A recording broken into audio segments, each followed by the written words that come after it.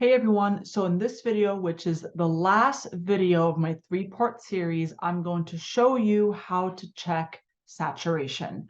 And what this means is now that you've done some product research, you found out potentially what products you want to get into, okay, and you checked demand for it, you still have to check saturation, meaning how crowded is the market, because you think demand alone is going to help you, meaning if something has a lot of high demand, you think, okay, well, I must get into it, people are buying it. Well, that's fantastic, great idea. What if there's so many people competing? A really great example of this is jewelry actually has a lot of people searching for it. Also, there's different types of jewelry. That's fine, that's fair, but there's a lot of people selling it. So just to give you one more example before I show you how to actually check saturation, if you wanted to sell, I'll make this example really simple. If you want to sell mugs, okay, funny mugs, okay, and all different types of variety of funny mugs. And a really simple example is if the demand is 1,000 searches a month, you're like, all right, that's pretty good, all right? And there is maybe 5 million people, 5 million products listed as funny mugs. You're like, huh, that's a lot. In comparison, you did product research and found that funny greeting cards, for example, has, I don't know, 500 searches a month, less, but the saturation of products out in the market is 23. You see the difference? So it's important to understand the ratio between them, the relationship between them. And so I'm gonna show you in this video, really simple, how to do that. Okay, you probably can guess how to do that on your own, but I'll walk you through it. Let me share my screen.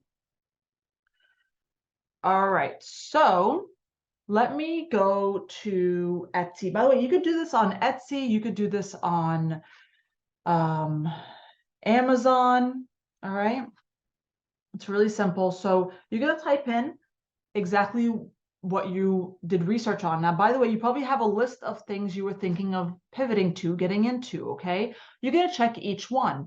And in a document, which I'll show you, you could just list each one out or write it down. So for example, let's do funny mugs. By the way, as you niche down, there may be less and less people to compete with. That's fair. So you're not going to only just do funny mugs. You might do funny dad mugs. You might do funny baby mugs. You might do funny mom mugs, funny teacher mugs. You can still do the research on that as well. But first, you're going to start out with the master one. So I did funny mugs. If you look down here, okay, it's 7,740, sorry, 774,000. Okay, so we'll say 775. It's almost that. You could simply, I'm going to show you on a Google Sheets document, but you may write this down. It's up to you. Next to each one of your ideas that you did research on, you're going to have the product idea. So funny mugs or whatever, funny dad mugs, whatever. You could have a demand. So I showed you in the previous video how to check demand. So you write that in. And then the third column, you write in the saturation. In this case, it's 775K. Okay, however you want to write it is fine. You do the research for each one of them. Simple, right? And so the idea is you want to see the ratio. So let's do an example. By the way, the demand is also going to be a number. As you remember in the previous video, video number 2, I'll link that all down below. Maybe you found that on average, it's, 250 searches a month. Okay, I'm just throwing that out there. You're going to grab a calculator. I have my phone calculator. Actually, I'll use my computer calculator so you guys can visually see what I'm doing. I hope this is this, can I make it bigger? Yes, I can. Okay. Let's see here. It's going to be a simple formula, 775,000 divided by 250. I think that's what it is. Hold on a second. So you have 3,100. Hold on. But imagine the next thing you get into is the funny greeting cards you wanted to do. So imagine the demand is 1,000, right? Higher demand, but the saturation is 5 million. Let's see if I do this right. Hold on a second. 5 million. Okay. So, and you could do a little Excel formula here, guys. So it could automatically calculate for you if you're a Google Sheets or Excel nerd, that's fine. So let's do 5 million results. 5 million divided by 1,000. Okay. That's 5,000. Let me type this in. So you can clearly see the lower the number, the better. Now, this is a really simple way to approach it if you needed a definitive number to tell you whether or not you should get into it. And this is in comparison. So alone, this doesn't tell you much. But when you compare it to other product markets, you're able to see, okay, which one in ratio to its saturation and demand is decent to get into. Can you break into the market? Okay. So the lower the number, the better. Funny mugs compared to funny greeting cards is lower. However, you're probably going to have a list of things. Okay. And it could be different things you wanted to pivot into, right? So you might do wedding cake toppers. And obviously that could be different cake toppers, different occasions. But imagine you saw the demand and it was 450 a month. Okay. And there's 37,000. Again, you could do an Excel automated calculation here, but I'll just do it manually for you. So again, you take 37,000 and you divide it by 450. That's pretty good, to be honest. It's 82. See that? It's 82. Clearly, 82 so far in ratio is the winner. If you didn't have the wedding cake toppers, the top one would be the winner. Okay. You're going to keep going. You're going to keep going till you get all the list of ideas you did in the research you did in video 1 and video 2. Again, I'll link down below until you figure out which one's the best to get into. By the way, it doesn't mean you have to click the one that has the lowest number, period. You might say, yes, this has the lowest number, the best chance of, survival, but still look at the demand, because the number can be low, but if not much people searching for it, that's problematic. And so, for example, imagine the next thing, right? Let's put something in here. And it only has like 10 searches a month. That's really, really low. And the saturation is like 60 items being sold. By the way, you could do this spreadsheet on Etsy. You could do it on Amazon. They are different marketplaces, okay? Similar, but different. If you take this and divide it, 60 divided by 10 gives you 6. It's obviously much lower. So you might be, this is the winner, but no, don't be fooled. Still look in the end at the number. See, this is the clear winner, but really the pool is not very large. The only way I would still suggest you getting in it is if it's a broader category that you could niche down. So wedding cake toppers, could be a broader category because there's different types of cake toppers you can get into. So this data is for wedding, but you may say, okay, what other occasions people use cake for, and that, need cake or cupcakes or whatever. And you could do cake toppers for that. Do that research following video 1 and 2, and then say, okay, let me check if this is the final niche I'm going to get into. Okay. I hope you guys are following. So you can continue this process over and over again by using the search results here. Again, you could do the same for Amazon. Let me make sure I'm recording. I forget sometimes if I'm hitting record. Yes, I did. Okay. Amazon, same thing. Funny mugs. I think I wrote funny mugs. So you see it's over. By the way, Amazon is funny. You won't always see the full amount. So just FYI, but nonetheless, this is a good indication because it's low when it's like a weird off number. Okay. So we see 50,000. Okay. And again, if you're doing Amazon comparison, you could do a column for Amazon, and then you could do a final number that shows the search demand as well as comparison to the saturation for Amazon. Let's do that together just so what I'm talking about.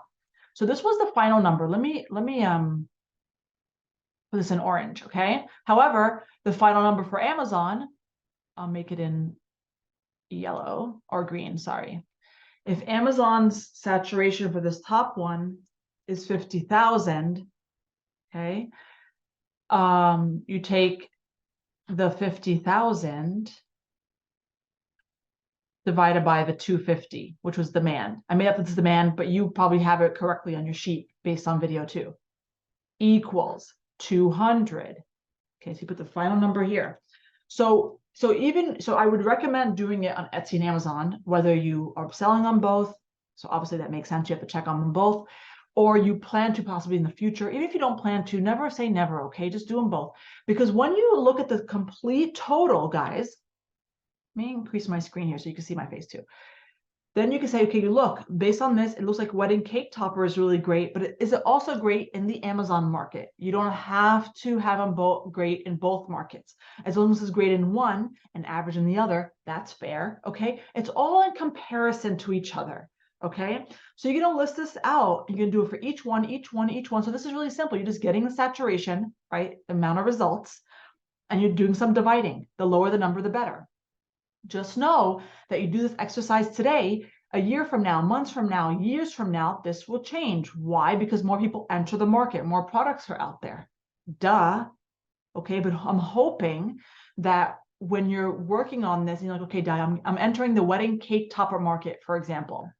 You continue improving your product. You continue releasing new collections. You continue, and you're on the top of the world. So even if more people enter the market, you're not buried.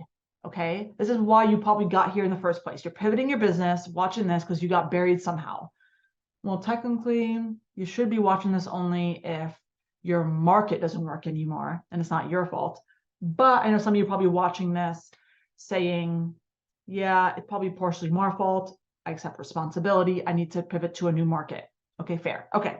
Anywho, so that's it, guys. By the way, if the market, part 2 of this video, if the market is completely saturated, you're like, Dahlia, I see a few options, but they're still very heavily saturated. I'm comparing to each one that I did research on, but they're hard. Okay, how do we niche down? Especially if it's a broader category, okay? So imagine you realize, okay, I'm doing a lot of research, Dahlia, and I see that they're all kind of similar, not really funny, but I'm interested in funny mugs. Okay, you got to niche down. You could go back to the previous videos and figure out how to niche down from funny mugs, right? You probably could use your brain as well. You could be like, okay, funny mugs. What type of funny mugs are there? Well, first of all, you could branch out a bit, not just funny mugs, different types of mugs. And then, of course, within funny mugs, you could branch, right? So there's funny mugs for teachers, funny mugs for dad, funny mugs for new moms. But you get it, okay? You then say, okay, let me get that information. Let me do the demand research, part 2 video. Like I said, I'll link it down below. Get all those type of categories and then come back to this worksheet, start a fresh one if you want, and write down all those niche categories. The goal here is to see if you could break into several of those markets. For example, guys, I'm in stationery, and yeah, there's some markets within stationery, some subcategories that are more saturated than others, that are harder to compete. But I'm an overall stationery shop, so I still do it just to better service my customer and still get some, some fruit off the tree. Like I still want some money, but I'm not going to only go after certain things that do really well within stationery. I'm a brand. Okay. So I do offer things that sometimes are lower profit, that are higher saturation, et cetera, because some of my customers will add on to their purchase. You get it. Okay. So you need to see if there's a niche within the category. And again, watch the other videos for details on that. Now, another way is if you're like, Dahlia, yes, it's heavily saturated. A lot of them are heavily saturated. What do I do? You got to be different. So let's talk about being different for a minute, okay? For just a minute. No, I'm kidding. Let's go to Etsy. Let's go back to Etsy and let's do a funny mug situation, okay? Funny mugs. So, and by the way, this is not a niche phrase. Obviously, niche down your phrase, okay? But you're looking and you're saying, I'm competing in a marketplace. Okay, if you were to be able to drive your own traffic because your uncle's a celebrity and can tweet about you, or you have a huge email list or a huge social following that works the time you post, and fair. This is not relevant to you. However, most of us do not, and we rely on people finding us in search amongst other people. Can you compete? So a better example actually is personalized silver jewelry. Did I spell jewelry right? Yes, I did. So you probably can guess, a lot of things look the same here, okay? Your goal is to look through this and say, can I be different? Sometimes, guys, different can be the style, can be the color, can be the font, it could be several, the size. You have to think about what that target customer, target market wants. Okay, you might say, Dalia, that's great. I need help figuring this stuff out. You could ask AI. I'm sure it could come up with some things, and I think that's a great idea, by the way. However, a way that I use when I want to break into a market, I'm like, it's kind of saturated. Can I get into it? We'll see. You check out reviews. You could do it on Amazon. You could do it on Etsy. And the really cool thing about it is you could have AI analyze those reviews, okay? So let's just go into here. These are nameplate necklaces, and sometimes they're like overdone, but you want to see if you could break into the market. So you go to reviews for this item. That's important. Wow, this thing sold a lot. Look how many reviews this item. Oh my God. Okay, that's probably a video for another day. Your job is to go through these and see if there are reviews that, how do we say that, that somebody mentioned that they could improve on, okay? And by the way, you could copy each one of these, okay, and paste it into AI and say, please analyze these reviews and tell me if I want to make a product that's similar, how could I differentiate my product based on what people are complaining about? And it will give you ideas. Let's do that together, shall we? Hold on a second. Okay. And I know it's annoying because you're doing page by page. I think there are copying and pasting. I think there are Google Chrome extensions. I might try it with you today. Hold on. Okay, so let's grab some. So I'm going to grab this. Okay, hold on.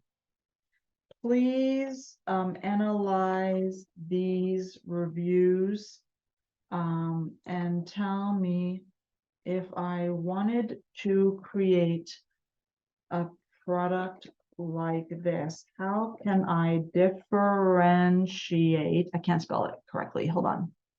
Sometimes misspellings are okay. AI is okay with that.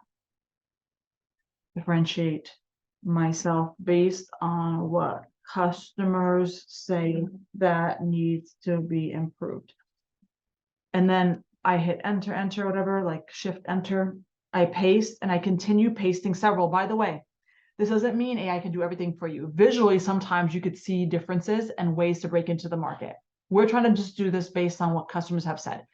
So I go page by page. By the way, not every product will have pages and pages of reviews, FYI. Okay, you can do this on Amazon too. And this might take a maximum of like 5 minutes. This is really, I had barely anything on here. Look, I see a negative review. You're just copying and pasting, copying and pasting. I'm going to do a few just to make sure I give it enough data so I could just show you.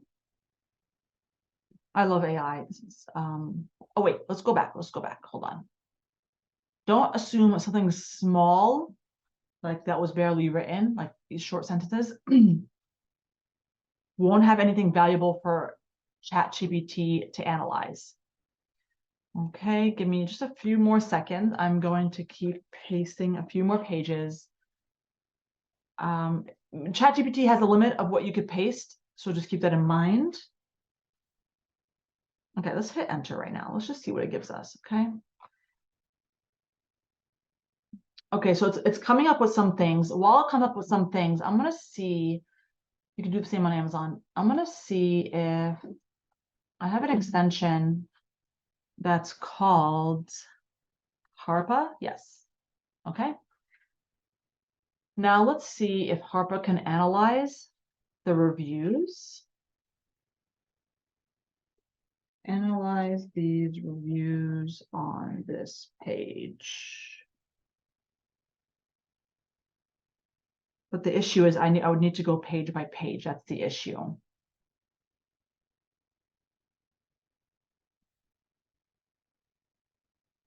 Yeah, it only shows a few. I like my way better. I like my way better.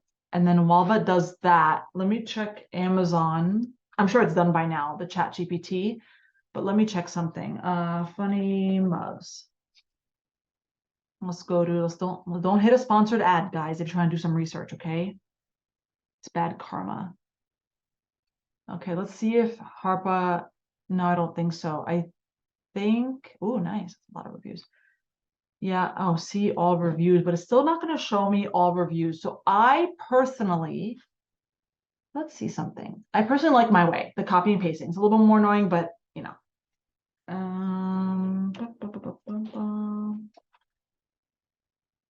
Yeah, I don't think it does that. Okay, let's go back to ChatGPT, see what it came up with, okay? Wow, okay. Thorough, positives. It talks about the quality of the product. People love the quality. So it's also important. I love this because it tells you what people are doing right. So you certainly shouldn't be doing that wrong. You should piggyback on what they're doing right, do it, hopefully even better, but then look for the improvements. So they love the quality, they love the aesthetics. I'm not going to read through this, okay? But please read through it yourself. Packaging, etc. This is directly from the customer's mouth, okay? You have to do this if you're trying to break into a market. So even if something, by the way, even if something's not heavily saturated, this is still gold, okay? Gold.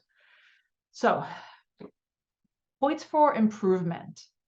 The shipping, I'm assuming because of the jewelry. Hold on. Customer service and size. This actually gave me another idea for a video. Hold on, let me write it down so I don't forget.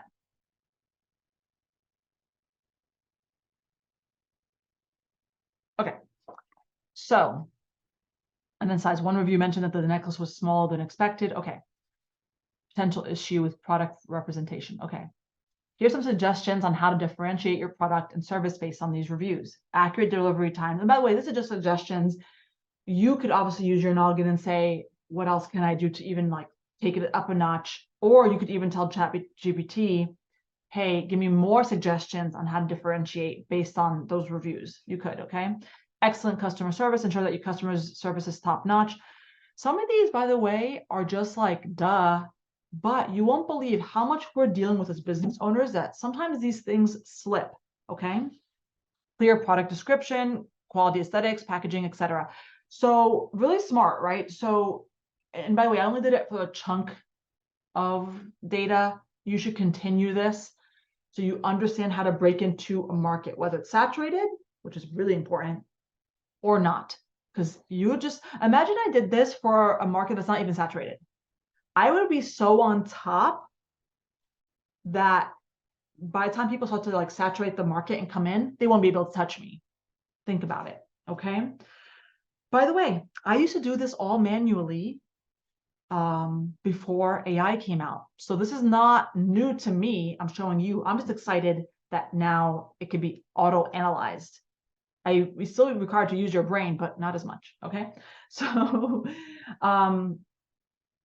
let's see here. Hold on. I have some notes here. I don't want to mess it for you guys. Oh, yes. Last but not least.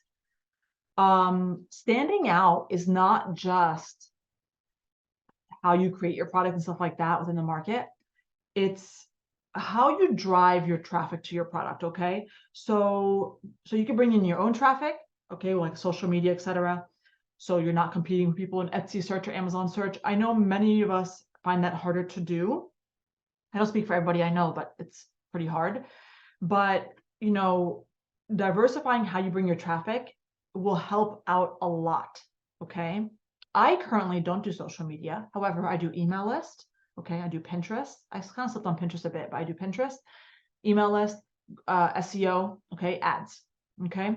That's really important that you diversify the way you bring in people. Anyway, guys, I hope you enjoyed this video. And I hope you enjoyed the 3-part series to help you pivot your business. Very soon, I will be releasing a course on, like, I don't even know what to call it, but it's my entire step-by-step, thorough product research method on how to create or launch or whatever a best-selling product line.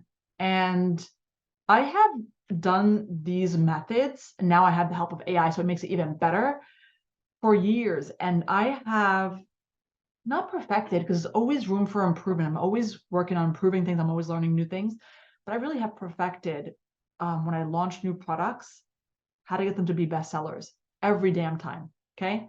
And so I'll leave a link down below for you guys to sign up for my email list, because once that releases, I don't know, I'm pretty busy, so I'm hoping to get it before the summer ends. You will get notification when that releases. I'm telling you, it's going to be amazing. I'm telling you that typically when I launch a course, which I haven't done so in I don't even know how many years, I do an intro price. So you can take advantage of that. Okay. The link will be down below. And that's it, guys. Hope you enjoyed. Bye.